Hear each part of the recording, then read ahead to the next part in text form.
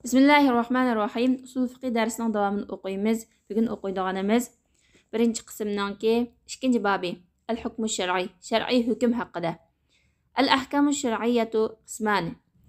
Shar'iy hukmlar ikki qism bo'ladi. Birinchi qism e'tiqodiy hukmlar. E'tiqodiy hukmlar e'tiqod ilmida bahs qilindi. Shu yerda so'zlandi.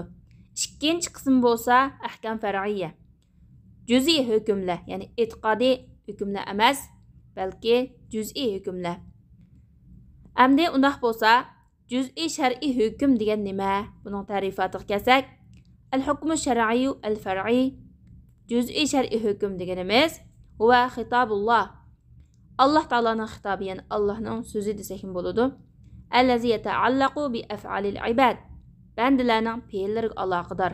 Bəndələrin zatıga emas, balki fe'ilga. Yəni bəndələrin gap so'zlari, ish harakatlariga aloqador bo'lgan Allohning xitobi. Bit-talabi aw at-takhyiri aw al-wad'i. Yoki talab qilgan xitob, yoki ixtiyorlik berilgan xitob, yoki vada, ya'ni bir shayni, yana bir shay uchun sabab yoki mani chekliguvchi, yoki shart qilish, shart qilib qo'yish. Ya'ni bəndələrinin iş hərəkətlərinə əlaqədar bolğan yoki tələb, yoki ixtiyorlik, yoki bir şeyni, yəni bir şey üçün səbəb, şərt mani qılğan Allah Taala'nın sözü, xitabıdır. Allah'ın xitabı degan Allah Taala'nın çaqırıqı desək bo'ldi, yoki Allah'ın sözü. Tələb degəndə bir fe'ilni qilishni talab qilish yoki qilmaslikni talab qilish. Taxyir degəndə qilsang bo'ladi, qilmasangmi bo'ladi, ixtiyorlik berilgan. Cüz'i şər'i əhkamlarının qismləri. Tövəndəki misalları qarang. Birinci, namaz o'qish vacib. İkinci, o'likni yeyish haram. Üçüncü, bomdodning 2 rakat sunnati mustahab, ya'ni sunnat. To'rtinchi, namoz u yoq bu yoqqa qarash makruh. Beshinchi, g'animatni yeyish halol. Bu A guruhidagi misollarga. Endi B guruhidagi misollarga qarasak, birinchi, kunning qayrilishi bilan peshin namozi farz bo'ldi. Ikkinchi, namoz faqat tahorat bilanla durust bo'ladi. To'g'ri bo'ldi, sahih bo'ldi. Uchinchi, onliq bo'lsa, to'y qilishning durust bo'lishidan cheklaydigan bir mani, chekliguvchi. To'rtinchi, sutni setish yoki qiytiqni setish to'g'ri. Beshinchi, aroqni setish bo'lsa fasid. A guruhidagi misollarga qaraydigan bo'lsak, bu hukmlarni deguchi, mushu hukmlarni o'tirib qo'yguchi shariatdan bizga xabar beryapti. Ya'ni shariat bizdan bularni qilishni, ya'ni A guruhidagi ishlarni bizni qilishni yoki uni tark etishni, qilmaslikni talab qildi, yoki qilishni talab qildi, yoki qilmaslikni talab qildi. Ya'ni talab qilishni talab qilish va qilmaslikni talab qilish iborat ikkiga bo'linadi. Birinchi misolda masalan, bizdan namoz o'qishni kaskin talab qiladi. Ikkinchi misolda o'likni yeyishni, tark etishni kaskin talab qiladi. Uchinchi misolda bo'lsa, bomdod namozining 2 rakat sunnatini qilishni, o'rindashni qiziqtirib talab qiladi. To'rtinchi misolda bo'lsa, namozda u yoq bu yoqqa qaramaslikni qiziqtirib talab qiladi. Amma 5-ci misalga kelsak, bizni yeyish bilan yemaslikning o'rtasida ixtiyorlik beradi. Hukm taklifi deb atalib qilishining sababi hamda A guruhidagi har bir fe'lni ado qilish yoki uningdan qo'l yig'ish, jafo mushaqqatni, kulfatmi jafo mushaqqatni taqozo qilgan bo'lg'ashqa taklif deb atalgan, ya'ni taklif qilish. Shuning uchun hukm taklifi deb kulfat degan so'zdan chiqib, shuning nisbat berilib, hukm taklifi deb atalgan. Ad-dabitu lizalika.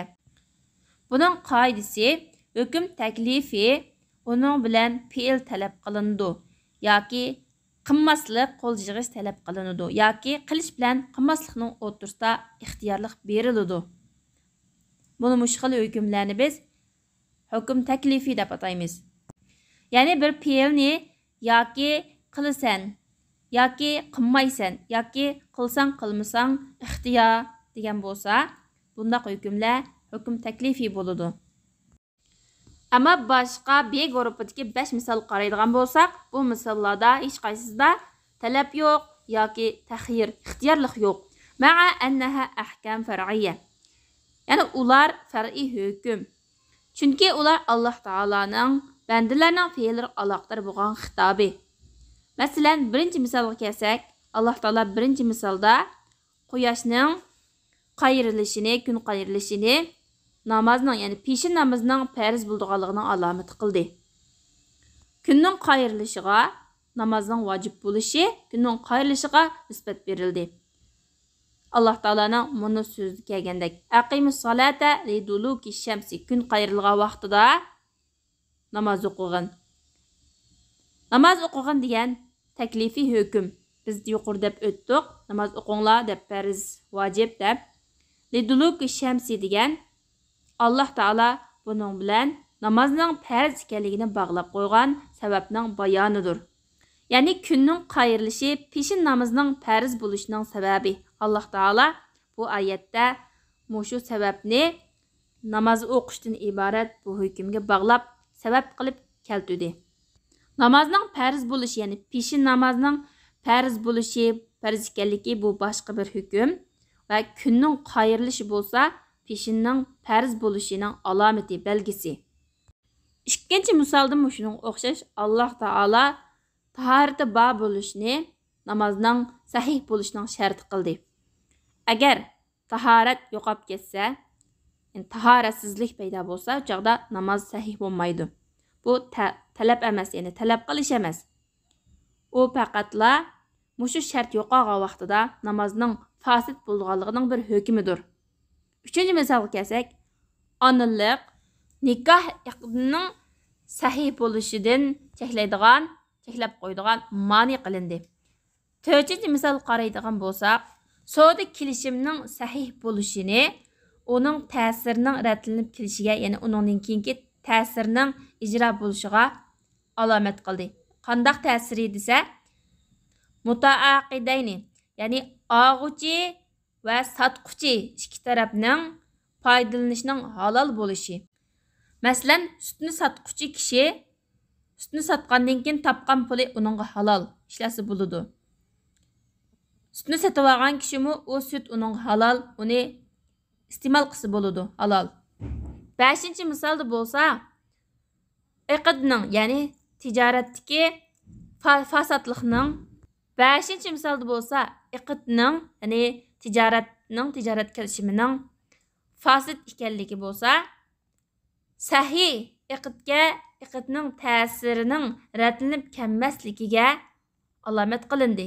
Ya'ni bu tijorat fasid bo'lganligi uchun asli sahih bo'lgan tijoratga ratlanib keladigan ta'sirlar deganda sotquchining topgan puli halol, sotib oluvchining yeydigan, ichadigan narsa halol dedi. Mushu ta'sirning bo'lmasligining alomati. Qanday bo'lmaydi deganda, uning topgan pulimi harom, sotib olgan odamning ishgan hariqimi harom. Asli tijorat iqdi sahih bo'lgan bo'lsa, uning topgan puli halol, sotib oluvchining yegan ishkin halol bo'ladi. Mana bular, ya'ni biz hozir deb o'tib ketgan B guruhidagi misollardagi hukmlar, ya'ni bir turlik hukmlar, ya'ni ular sabab, shart, ma'ni, sihha, fasad. Bu hukmlar taklifiy hukmlar emas, balki ular vad'iy hukmlar.